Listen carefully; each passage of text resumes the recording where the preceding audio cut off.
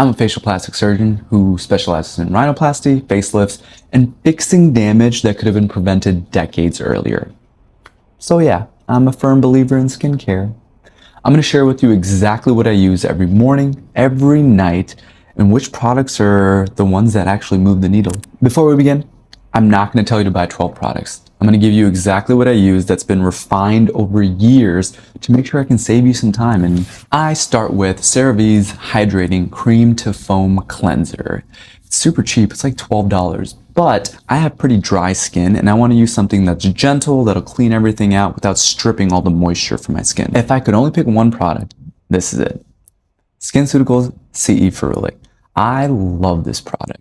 The vitamin C from it is an antioxidant that helps fight against UV damage. It stimulates collagen production. It helps brighten your skin. I know it's expensive, but it's so worth it. Honestly, my favorite skincare product that there is. To lock it all in, SkinCeuticals Triple Lipid Restore. It has ceramides, cholesterol, fatty acids, all the things that your skin barrier needs to stay hydrated.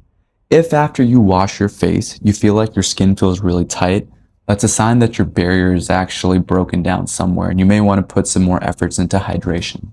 SPF last. This is the most critical ingredient that you're going to have in your skincare routine, and I love this one. I just switched to SkinCeuticals UV Future Defense, something like that. It comes in a little black bottle.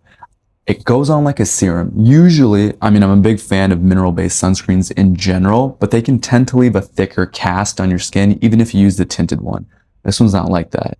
I tried it on and just fell in love. Not sponsored. This is not an ad for it. I'm genuinely telling you how much I love this sunscreen. It is incredible. Seriously, it goes on like a serum. That's it for the morning. Let's switch over to the nighttime. All right, the nighttime routine is a little bit simpler, a little bit quicker, a little bit easier. We've all had a long day. Just put the kids to sleep. I'm trying to get to bed. I'm not trying to make this complicated. But this is probably where the most important anti-aging ingredient comes in. And I have a personal anecdote to share about it. So I use prescription strength Tretinoin. I had worked up to the 0.1% strength, but my skin did not tolerate it. I started off with once a week, tried to go to twice a week, and even up to 3 times a week, but I was shedding horribly. My skin was really sensitive to it, and I couldn't go out in the sun without peeling. So I had to eat my vegetables. I dropped back down to the 0.025%, which is what I'm currently using right now, 3 times a week. Now, I use this 3 times a week, and I make sure not to use any exfoliation at the same time. It's it. Exfoliation and tretinoin together can be really irritating and photosensitizing to the skin. Now with the tretinoin, it does wonders. If you need to start off at a non-prescription strength and work your way up, it's completely fine. Everyone's personal skincare journey is different. The great thing about retinoids in general, or tretinoin, it works on the fine lines and wrinkles. It reduces blemishes. It helps increase collagen and the thickness of your skin. Very, very incredible, and one of the most studied ingredients, active ingredients in all of the skincare industry. Highly, highly recommend it. After tretinoin, I go back to the moisturizer to lock everything in. Triple Lipid Restore by SkinCeuticals. If you haven't tried it, I'm telling you, it really is incredible, and it just seals everything in and helps with that skin barrier that's so easily damaged when you're using active ingredients. I highly recommend using a strong, high-quality moisturizer. Once a week, when I'm not using my tretinoin, I use Paula's Choice BHA exfoliant. It's a type of salicylic acid. It works wonders at getting deep into the pores and clearing out any congestion that may be in there.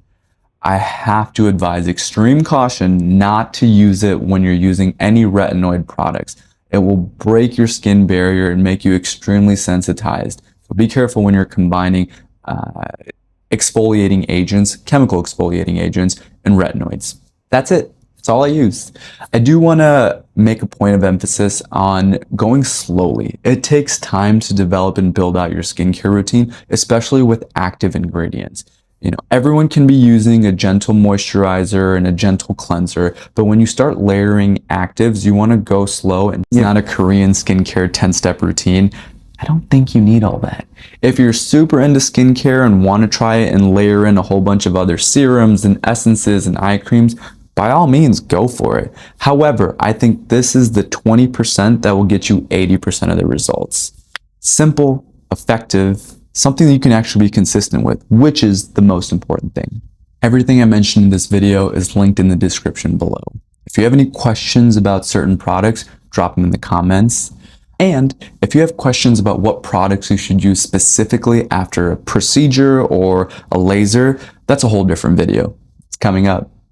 I'm Dr. Daniel Farishta. I'm a facial plastic surgeon in Houston, Texas. If you like content like this, subscribe for more.